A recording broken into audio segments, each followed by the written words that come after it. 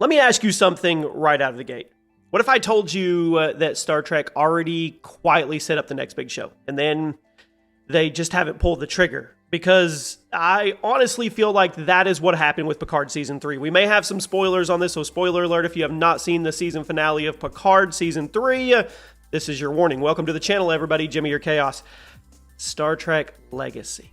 That's what everybody keeps talking about in my comment section. We made a full video about it the other day and the possibilities of where they could go next, and you guys were, for the most part, all for it. I read every single comment on every single video. Now, I'm not reaching when I say that. If you watch the finale, you already know exactly what I'm talking about. It didn't feel like a clean ending at all. It felt like the start of something new. It felt like they were handing the baton off, and then they stopped right before the new race started. Yeah. Welcome to Chaos Cinema. Today we're going to talk about everything Star Trek Legacy, the show that technically doesn't exist yet, but it kind of already does. And it kind of makes sense. And I think we kind of want it. So first, let's ground this in some reality before we shoot off into the stars and speculation. There is no officially announced show called Star Trek Legacy. Paramount hasn't come out and said it's happening. There's no release date, no production schedule, nothing. But at the same time, it's not just a fan idea. This is where it gets unique, and there's a twist. This actually comes from people behind Picard Season 3, especially Terry Matalas, who has been very open about wanting to continue this story. He's talked about it. He's hinted about it. More importantly, he clearly built that final season in a way that left that door wide open. And I told you guys in the last video that TNG is my core Trek childhood, and a lot of you connected with me on that. So for me, to continue on and continue that kind of adventure style, I'd be all for it. Now, when you look at how Season 3 ends, it becomes pretty obvious what the next step was supposed to be, because let's be honest here, finale, it wasn't a finale. I mean, you've got 7 of 9 taking command of the Enterprise G. You've got Raffi staying on board, Jack Crusher stepping into Starfleet, and then right at the end, the very end, the post-credit scenes, yes, Trek can have post-credit scenes too, Q shows up like nothing ever ended. That's not closure, my friends. That's a complete setup. That's what you call a backdoor pilot. That's what that show was. You say it's a finale. I say it was a pilot for a brand new series. I mean, you just don't have to call it that. They basically built the foundation for a brand new show, and then they sat back to see if the people reacted to it. And the people, the community, you and I, we were loud about it. Fans immediately started pushing for this to continue. Star Trek Legacy basically became the name everybody rallied around, and it stuck. So now the real question isn't, what is Legacy? We already know what it is. The real question is, why has it not happened? And that's where things get a little more real world and a little less exciting, because the biggest reason, unfortunately, is money. Star Trek is expensive, like really expensive when you're doing it on the level that Picard Season 3 was operating at. You're talking about ship interiors, space battles, visual effects, legacy actors, potentially all of that coming back. It adds up fast. And at the same time, Paramount as a company has been going through its own issues. Lots of restructuring, budget cuts, trying to figure out its streaming strategy. So even if Legacy makes perfect sense creatively to all of us and the showrunners, it has to make sense financially for Paramount. And that's usually where the issues come. Right now, that's probably the biggest thing holding it back. The other factor isn't something that we, well, you know what? The other factor we don't talk about enough. It's just straight up oversaturation. That's true. For a while there, Star Trek was everywhere. Discovery, Strange New Worlds, Lower Decks, Picard. It was a lot all at once.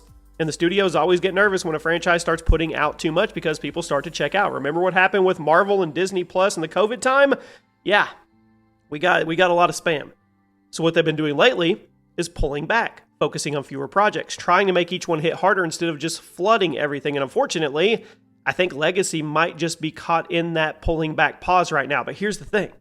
If and when this show does happen, it actually has the potential to be one of the most interesting Trek series we've had in a long time, because this won't be a reboot. I actually labeled that last video as a reboot. It's technically not a reboot. It's not a prequel. It's not trying to reinvent the wheel. It is a continuation.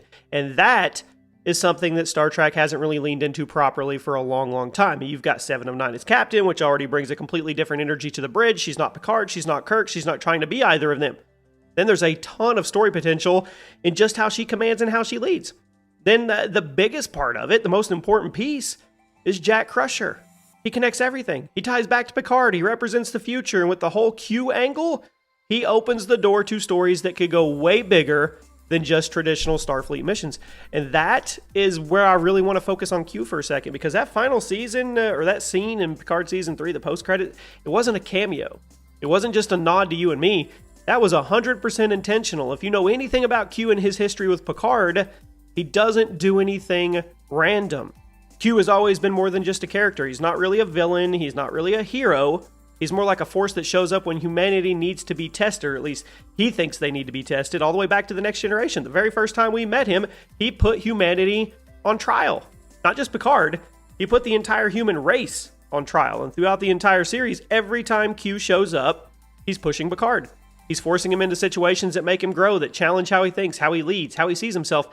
Even when it feels like Q is just messing with him, there's always a purpose behind it. So then you get to Picard Season 2. Q, he's different, he's weaker, he's fading, and for the first time, it actually feels like he cares about Picard. The whole season ends with what, to me, felt like a goodbye. Q helps Picard confront his past, they fix something personal, and then poof, he's gone. It feels final, right? Like, that's it. That's the end of Q. And then Season 3 comes in, and it flips it on its head completely because now he's back. And now he's not talking to Picard, he's talking to Jack. And that right there, to me, changes everything. It tells you Q isn't done, he just moved on to the next phase, and Jack is a completely different type of person to test out. He's not Picard, he's not fully in control, he's emotional, he's impulsive, he's still figuring out who he is, and on top of all that, he's already been connected to the Borg. He's already shown that there's something more going on with him, so now you've got Q stepping in at that exact moment, basically saying, let's see what you are. And if Legacy happens, this could easily be one of the main threads that carries the entire show. Not Q as a villain, not Q as a bad guy, but Q pushing things forward behind the scenes, testing Jack, putting him in situations where he has to decide what kind of person he's going to be. Because with Picard, Q was testing someone who had already been established. Jack, he's raw. He's testing someone who hasn't even chosen his path yet. And that, to me, is where things would get really interesting, because Jack might not respond the way Picard did. He might not pass those tests the same way, and that would give you a completely different kind of story. We wouldn't be retelling. It'd be more unpredictable, more personal. On top of all that, you've got the smartest move that this show can make. You don't bring the old crew back full time. You let them come in when it makes sense. You let Picard show up for something important. You bring Riker in when you need him. You let Worf step in when things get serious. You keep the connection alive with the original TNG crew without overdoing it. It's not forced, it's not shoehorned, because if you rely too much on nostalgia, then this show would lose its identity. But if you do it the right way, I think it becomes one of its biggest strengths. And story-wise, the galaxy, guess what? It's wide open. The Borg, at least in the way we know them, they're out of the picture. So now you could introduce brand new threats, new factions, new conflicts. You aren't tied down to repeating those same stories, and I think that is what Trek needs right now. So will Legacy happen? If I'm being honest with you, it's not guaranteed. But it is definitely not dead in the water. There's too much demand, too much setup, too much interest in it for it just to appear. It's not just on the fan level. It's on the director level too, which means something. So maybe they're waiting for the right moment. Maybe they're waiting to pull the plug on Academy. I don't know, but I think this could easily become the true continuation of the Next Generation era. We wouldn't have a reboot. It's not a replacement. It's a continuation. And everything's there. The characters, the story, the fans. It's just sitting there. So would you be on board if Legacy dropped a teaser trailer tomorrow? Would you be excited? Or do you think Picard Season 3 was the perfect ending and they should just let it rest? Let me know what you guys think. I'll see you soon.